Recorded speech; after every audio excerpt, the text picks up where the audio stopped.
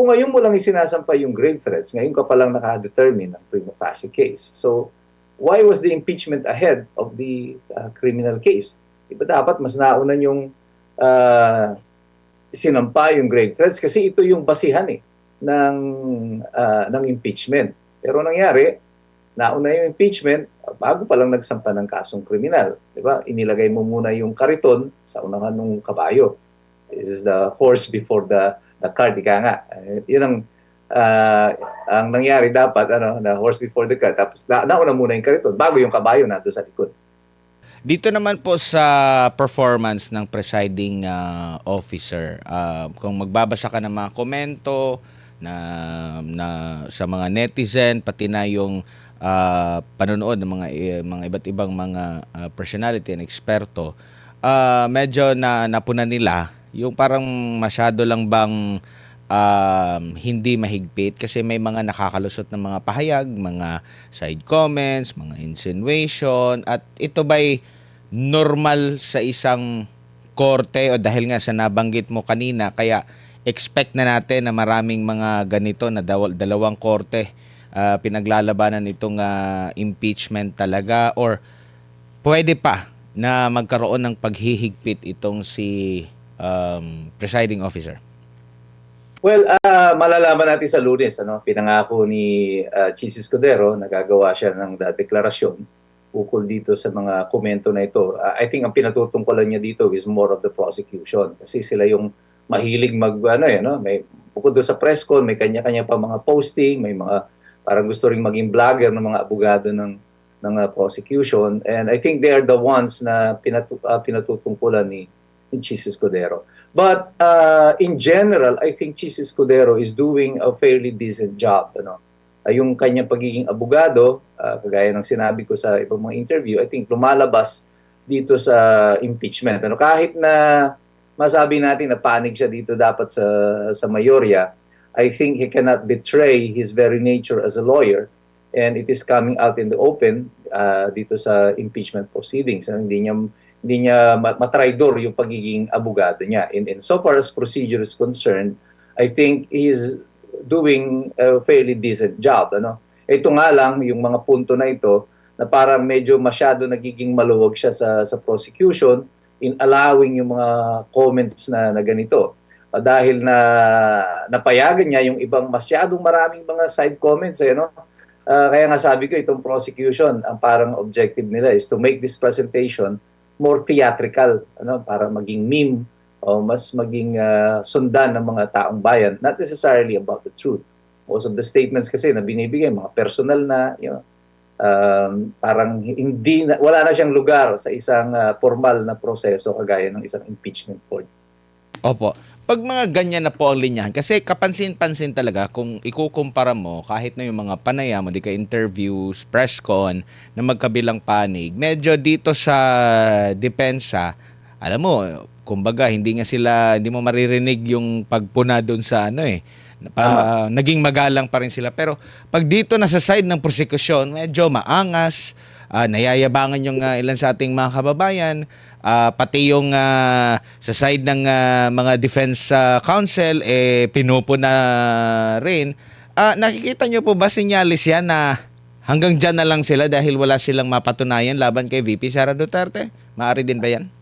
Ang pinatutunayan niyan, yung sinasabi ko, the strategy. Ang strategiya ng prosecution is to make it more controversial, parang vlogging style ang kanilang gusto, pati yung mga ebidensya na hindi naman na-ipresenta sa korte, dito nila didiscusin sa kanilang mga press conference. And I have to give it to the defense for being disciplined sa kanilang mga press conference. Mapapansin niyo magkaiba ang estilo.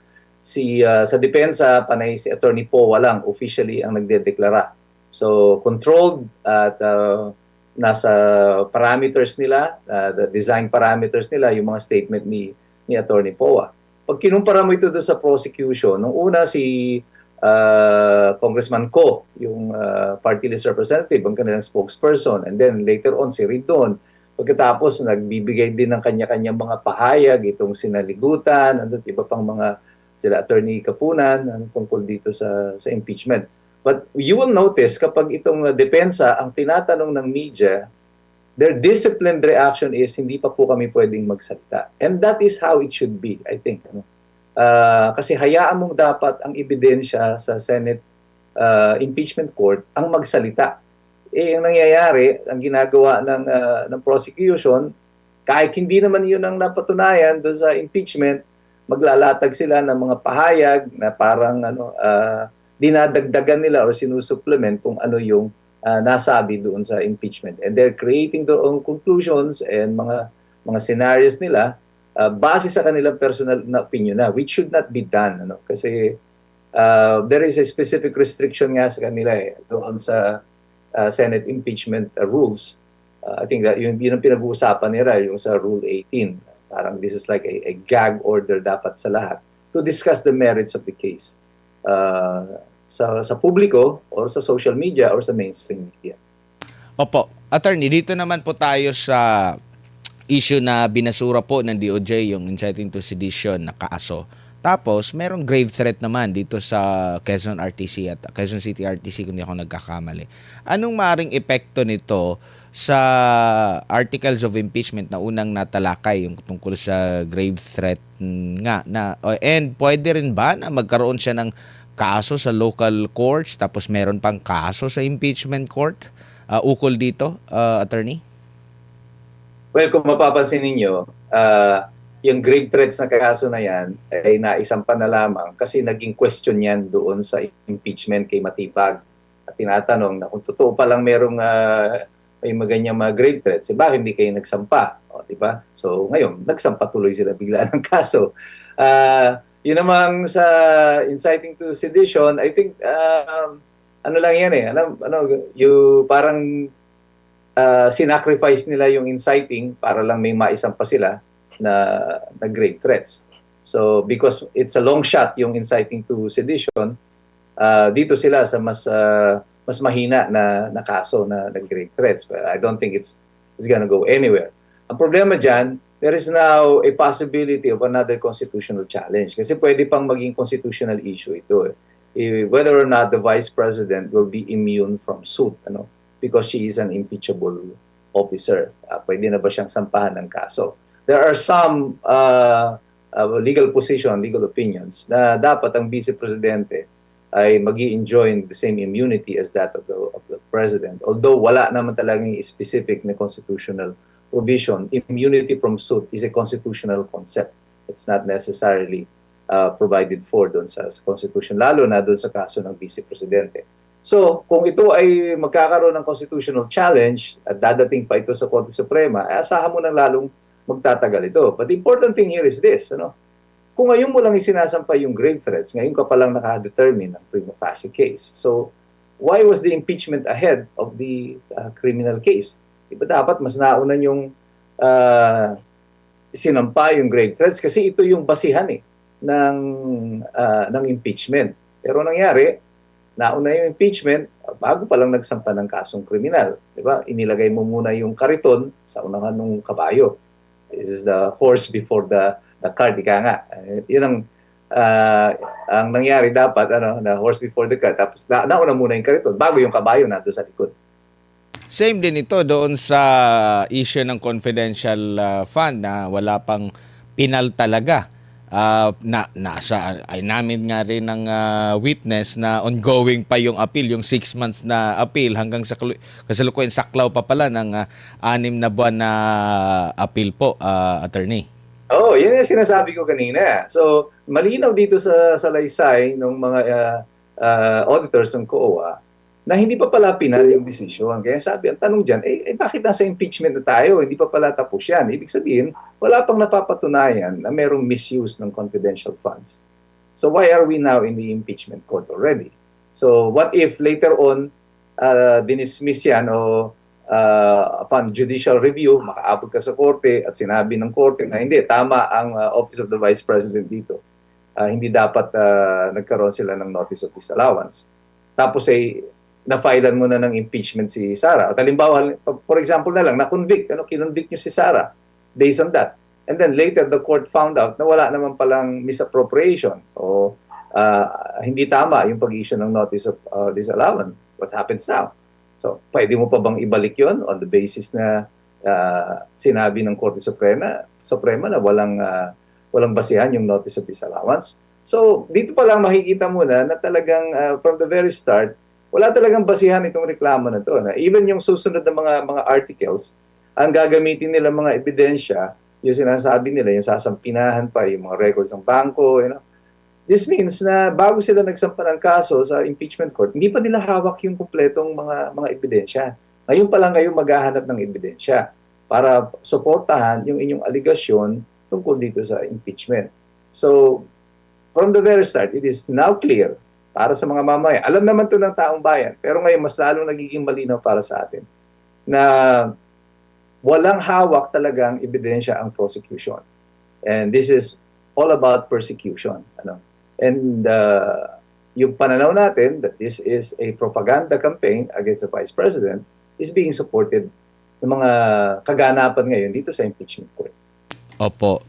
Tsaka dito sa issue naman po ng marami na namang issue at ano ba to, natataon lang ba na puro mga nasa minority ang issue? Ang dami na pong mga sinasabing kaso, reklamo, may nakakulong na, tapos may nababanggit na naman ang pangalan ng ilan sa mga senador dito po sa minority. Ano ba ito? Ito ba'y malinaw na na political operation pa ito laban sa mga katunggali or mga kritiko ng kasalukuyang administrasyon at hindi na talaga nila maitatanggi po na ito'y nagkataon lamang, attorney? Kunyari, tanga tayong lahat. Kunyari, wala tayong alam. Pwede nating sabihin na, ay oo, nagkataon lang yan. Aksidente lang yan na ang kinukulong ngayon at kinakasuhan ay nandun sa opposition.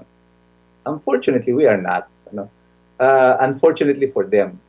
Ang taong bayan ngayon, hindi mo na malilinlang sa ganyang mga representasyon. It is clear as daylight, malinaw na ito. Yung mga kinakasuhan ninyo, yung mga nagrereklamo, yung mga naghahanap ng katarungan, ng ebidensya, laban dito sa katiwalian sa gobyerno. Pero yung mga principal doon sa katiwalian, hanggang ngayon, walang investigasyon, walang kaso. Again, I'll go back doon sa pinakamalinaw na ito. Ang mga Bersamin, si Olayvar na binanggit ni Ping Lacson noon sa Senado na tumanggap daw ng 8 bilyong piso na kickback. Nasaan yung investigasyon sa kanila? Bakit huminto? Hindi pinatawag, walang complaint na isinampa sa Blue Ribbon Committee. Kahit na si Ping Lacson mismo, who was then the chair of the Blue Ribbon Committee, ang nagsabi nito na meron siyang ebidensya. Where is the evidence? Where is the 65 contractors na sinasabi ni Ping Lacson, ng mga contractor ng mga congressman? Nasaan yung 15 na favored contractors na sinasabi ni BBM? So, nasaan yung kaso kay Romualdez? Hanggang ngayon, nasa ombudsman pa lang. So, bakit yung mga kaso ng plunder, so far, si Revilla lang at saka si Jinggoy Estrada ang kinasuhan. At pagkatapos, yung kay Marcoleta at saka kay Mike Defensor, wala pang kaugnayan dito sa flood control. And still, they file the case of plunder against these people. Aksidente ba yun na lahat ng oposisyon, yun ang nakakulong? At pagkatapos, yung mga kakampi nila ay hindi. Parang malabo naman yata yun. Parang gagawin tayong mga mangmang ng gustong gawin ng gobyerno na tayo yung mga mangmang dito sa sitwasyon na ito. Opo. Tsaka ang latest ngayon, attorney, parang wala na tayong asahan pa sa Senate Blue Ribbon na talakayin itong flood control kasi parang napagkasundoan na ba na doon na lang sa ombudsman lahat? Yan ang sinasabi ni Erwin Tulfo. Bakit nga naman iimbestigahan ni Erwin Tulfo yung sarili niya? Isa siya doon sa binabanggit nung dating 18, ngayon ay 14 Marines na tumanggap ng mga malay-maleta, di ba? So, tama talaga na gawin niya yan, na i-refer niya na lang sa ombudsman. But the way things are going, parang walang aasahan yung taong bayan tungkol dito sa magiging investigasyon sa sa ombudsman. Si Romualdez nga, despite sa dami ng mga press conference at mga press releases nila hanggang ngayon, wala pa rin kaso si Romualdez. So, saan tayo pupunta? Saan pupunta ang taong bayan? Anong aasahan natin dito sa magiging investigasyon ng ombudsman? Parang, I think many people today would tend to believe na pag ipinasa mo yan walang difference eh. Dali mo yan sa Blue Ribbon, dali mo yan sa ombudsman. Ganon din ang ending nito, no? Wala ring mananagot dito ng mga totoong mga nagnakaw sa ilalim ng kasalukuyang administrasyon.